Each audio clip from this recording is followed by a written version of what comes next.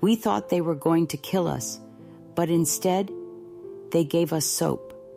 The woman's voice echoed through the courtroom in Berlin, 1947, trembling, laced with fear and embarrassment. No one in the room could believe it. Just 2 years earlier, she had been an enemy of the United States, a female Signal Corps soldier in the Wehrmacht, captured near the French border. In the army, she had been taught that Americans were monsters, that any German woman captured would be sent to a comfort camp for U.S. soldiers. She believed it. Her entire unit believed it. They were captured one April afternoon amid the thunder of artillery and the smoky haze of bombs on the horizon. American soldiers herded them onto a train without a word. The wooden boxcars were pitch dark, filled with the scent of rust, fear, and human sweat. When the doors shut, the wind whistled through the narrow metal slats like the hiss of demons. An old German soldier, his arm wounded, looked into the car and whispered, "Don't expect to survive. They'll send you to the soldiers' comfort camp." No one responded. One girl burst into tears. Another clutched a small photo hidden in her coat, her mother and her child, not yet 3 years old. The train began to move, its iron wheels screeching on the tracks like fate groaning. All night, no one slept. In the dark, voices murmured, "They'll torture us. They'll make us serve the soldiers." No one disagreed, because everyone believed it was true. But when the train stopped, they saw the sea. A ship flying the American flag was waiting, its hull painted white, glinting with steel. The female prisoners were ushered aboard. No whips, no shouting, just a list of names, serial numbers, and cold eyes devoid of hatred. On board, they were given bread, coffee, and stew. No one dared to eat. One girl whispered, "Maybe they want to fatten us up before they kill us." Then one day, as the ship docked in New York, they were brought ashore.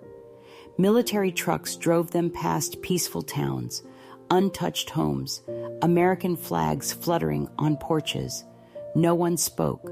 Only the sound of tires on asphalt and hollow stairs filled the silence. And then the first door in the camp opened. A sign in English, "Delousing Station." They didn't understand what it meant. All they saw was smoke, steel pipes, and the scent of steam. One woman screamed in panic, "This is a gas chamber." The door closed.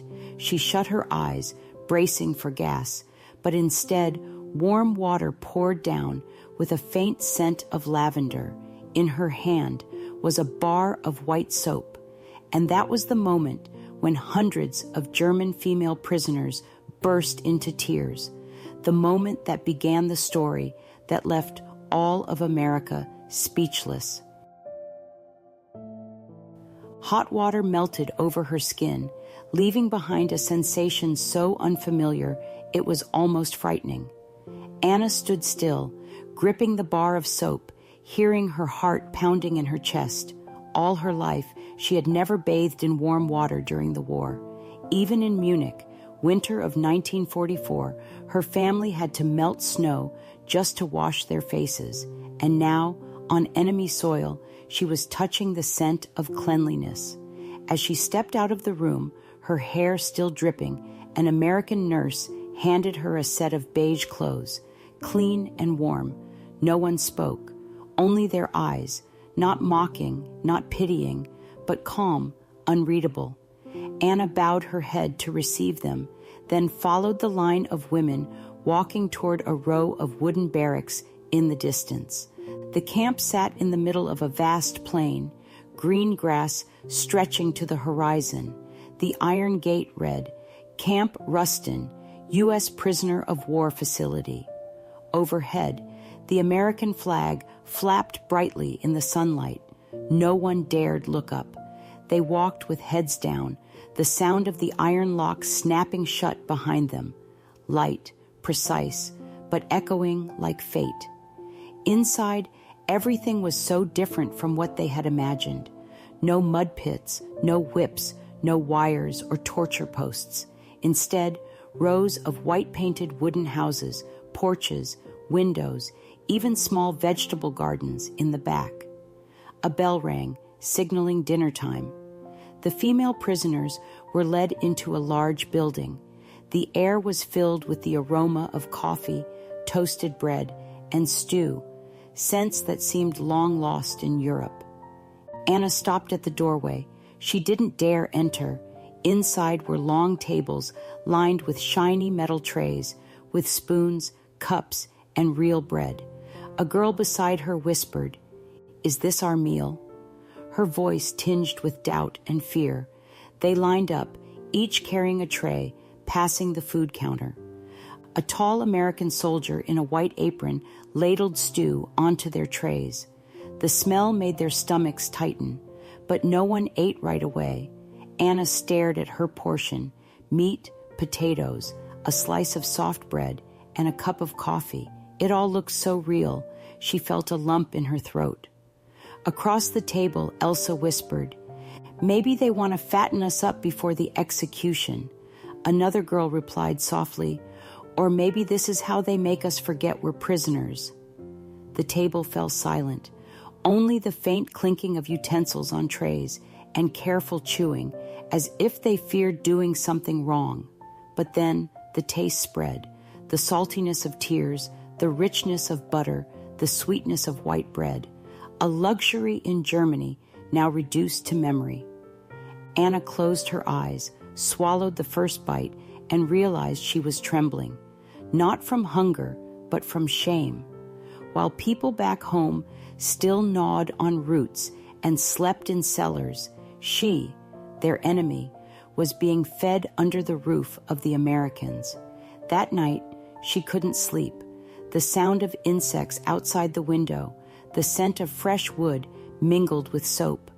On the bunk beds, the girls lay still, all eyes open, staring at the wooden ceiling, none saying a word, but the same question racing through their minds. Why are they doing this? The next morning, they were woken by a bell. No yelling, just a steady order in a deep American voice. Breakfast time. Breakfast included oatmeal, eggs, bread, and coffee. One prisoner stood quietly staring at her tray, eyes welling up. In Germany, people are dying from hunger, and here, prisoners get 3 meals a day. In the following days, they were assigned tasks, some to kitchen duty, some to laundry, some to gardening, others to sewing for soldiers. Every job had a purpose, had order, with no whips involved. On weekends, they were even given a special camp currency, camp script, usable at the small store inside: chocolate, cigarettes, lipstick, pencils. Many girls held the paper money in their hands, unsure whether to laugh or cry.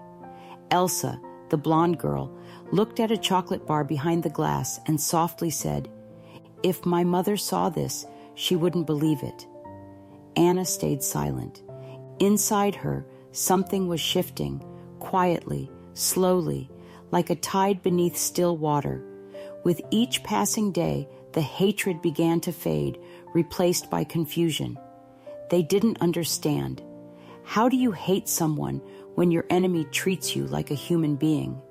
One night, Anna opened her journal and wrote with a trembling hand, "I once wished they would mistreat me so I could hate them with ease, but instead they did something harder.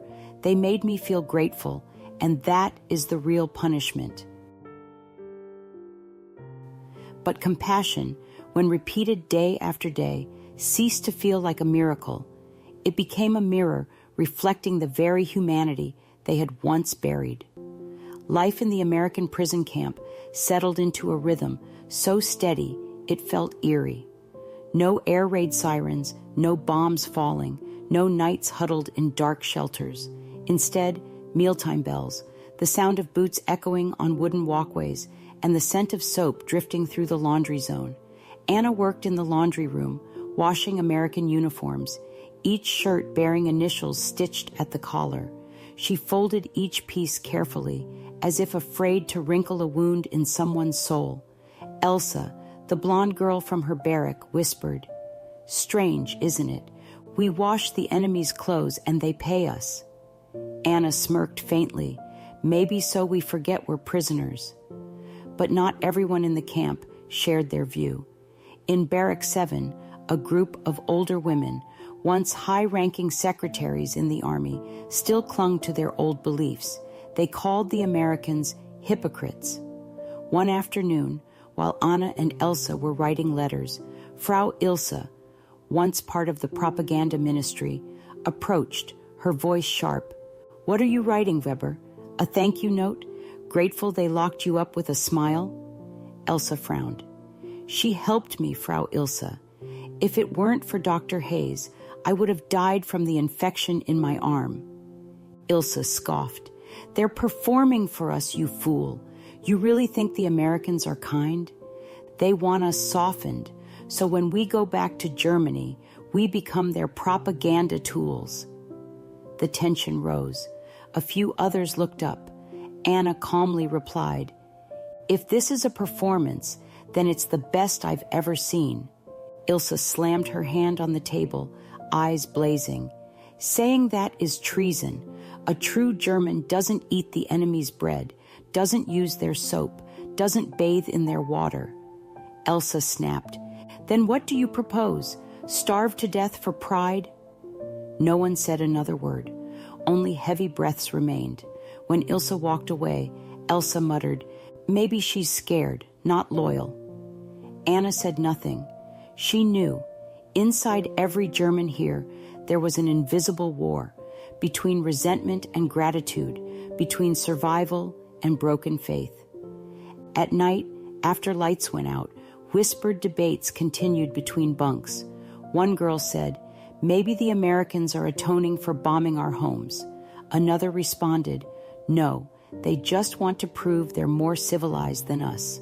Then a softer voice added, "I think they're just following their laws. Geneva Convention. They do this to keep their own souls clean." No one argued. Silence stretched long. Outside, crickets chirped and the wind slipped through barbed wire like a strange lullaby.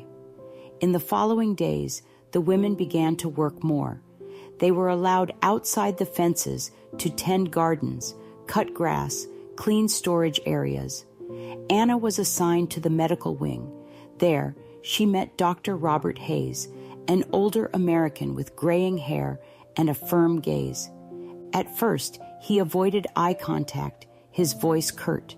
"Don't disobey orders." But when he saw her working carefully and without complaint, he began speaking. "Were you a nurse?" he asked. "No, I only cared for the dead," Anna replied. Her words made him pause. After that, he let her assist with dressing light wounds. Once, as she placed gauze on a bleeding American soldier's arm, he whispered, "Thank you." 2 simple words, but they nearly brought her to tears. That night, she wrote in her journal, "Perhaps war doesn't end with treaties, but with the words, thank you." Elsewhere in the camp, people like Ilse remained defiant. They refused to eat full rations, declined wages, and viewed those who softened as traitors. One day, Elsa brought back a chocolate bar and shared it with Anna. As she broke off a small piece, Ilse stood at the door, coldly watching. "Go ahead, eat it. Then remember to write a thank you letter to the Americans for making you fat while Berlin's children starve." Elsa tossed the chocolate onto the table, voice cracking. "At least here, I'm alive." Ilse turned away, leaving behind a final line. "Living while forgetting who you are is worse than dying." Anna picked up the chocolate and placed it in her journal, writing, "Sometimes it's not the enemy that kills a person, it's the past they refuse to let go." In the weeks that followed, news from Germany flooded in. Hamburg, Cologne, Dresden all turned to ash, thousands of children starving. When a letter from her mother finally arrived, Anna's hands shook as she opened it. My daughter, we have nothing left. Someone traded a dog for a few potatoes. If you're being fed, eat. Don't feel guilty. She read that line over and over, then wept silently. That night, as the barrack lay in darkness, Ilse still whispered her prayers, voice trembling. Maybe she was afraid too, afraid to believe that the enemy might be better than the country she served. Anna closed her journal and murmured, "We are all prisoners, not of America, but of our own past." And outside, the night wind stirred the fence, making the American flag flutter softly. No one could say for sure where the line now lay, between victory and defeat, between mercy and surrender, between human and monster. Only the quiet truth remained, smoldering like the lingering warmth of a bar of soap, dissolving slowly in water. Time in the camp passed like a long dream. No one counted days anymore. They only counted the thoughts that were changing inside their minds. Anna began to realize that the fear no longer came from the Americans, but from those who were supposed to be on her side. One evening, Frau Ilse called her over. "What have you been writing in that notebook?" Anna replied softly. "Just some things I've been thinking." Ilse squinted. "And what have you been thinking? That the Americans are kind?" Anna said nothing. Ilse continued, "You've forgotten, haven't you? They killed our brothers, bombed our homes, burned everything. Now they give you bread, and you bow like a dog." Anna looked up, her voice calm. "If they are devils, then at least they're devils capable of mercy." Ilse scoffed. "No, they're just pretending. You think kindness comes without a motive. Every bite of food you swallow is a dagger in our nation's honor." That night, Elsa said, "Ilse is partly right. I feel guilty living better than people back home." Anna replied quietly, "Me too. But if we starve here, who benefits? Will it bring our country back?" Elsa said nothing. The next day, Ilse gathered a few women. Anna overheard them discussing secretly raising a German flag. A younger girl objected. "If we get caught, we'll be punished." Ilse said, "Better punished than forgotten. I want the world to remember we did not surrender." Anna didn't know what she felt, shame or pity. That night she asked Elsa, "If they really do it, what will happen?" Elsa said, "I don't know, but I'm afraid they will, and I'm afraid I won't be able to stop them." A few nights later, the rumor came true. Someone saw Ilse and two others carrying something into the yard. The next morning, American soldiers arrived. Ilse was taken away. She shouted, "You will never kill Germany." No one answered. The morning announcement came, repatriation list. No applause, no cheers, only eyes tracking the thin sheets of paper sharp as blades. A name was read. The air grew thick. Elsa whispered, "If my name is on that list, I'll say no." Anna replied softly, "You'd say no to freedom?" Elsa stared straight ahead. What freedom? To go back and starve, to look my mother in the eye and tell her I lived well in an American camp? In the corner of the room, a few women gathered. Marta said, "We have to go. Germany is home." Another voice interrupted. "Home or rubble? What's the point of going back?" To tell the neighbors I got fat in the enemy's hands? Frau Ilse was gone, but her voice still echoed, "Honor." Anna wondered what honor meant when your stomach was empty and there was no firewood for the night. American soldiers handed out forms. "Signed to confirm repatriation." The officer spoke calmly. No one was forced, but the paper on the table made everyone feel cornered. Marta signed immediately. "I want to go back. I'd rather die on my own land than live here." Another girl, Greta, clutched the pen, hand trembling. "What if my mother's gone? What if I have no home to return to?" Arguments flared. The Go group, spoke of duty, blood, and legacy, of not letting future generations look down on them. The stay group spoke of hunger, cold, desperate letters, and the nightmare of admitting to loved ones that the enemy had fed them, kept them alive, made them human again. Staying is cowardice, someone snapped. Leaving is foolish, another retorted. We owe Germany, one side said. We also owe our own survival, came the reply. If everyone stays, what happens to Germany? If everyone goes, how many more will starve? The unanswerable questions spun like a mill. Elsa turned to Anna. What will you do? Anna didn't answer. She thought of her mother, the old kitchen, the smoke from long ago, the letter that said, if you're fed, eat. She thought of Hayes saying, some people carry the war inside them. If she returned, could she leave the war behind? If she stayed, could she survive the war inside others? By noon, a second list was read. Many signed silently. Some tore the paper. Some bowed their heads. Some stepped outside and waited, like those who had already chosen death. Marta told Anna, come back with me. Greta cut in, stay with me. 2 hands, 2 different calls. Anna asked, why, Marta? Because we are Germans. Greta, because we're still breathing. What's the point of breathing if not to live right? Living right starts with living. For the first time, Anna raised her voice. If returning only means dying, that's not honor, that's stubbornness. Marta stared at her. And staying just to be fed by them, that's slavery. Greta replied, no, that's a choice. I choose life so I can send something back home. Money, clothes, anything. They won't let you, Marta growled. They will, Greta said, surprisingly firm, because so far they've given us everything allowed by law. Some nodded, some shook their heads. Someone cried, I'm afraid to go home. I'm afraid no one will recognize me. Another whispered, I'm afraid to stay. I'm afraid I'll wake up tomorrow and forget German.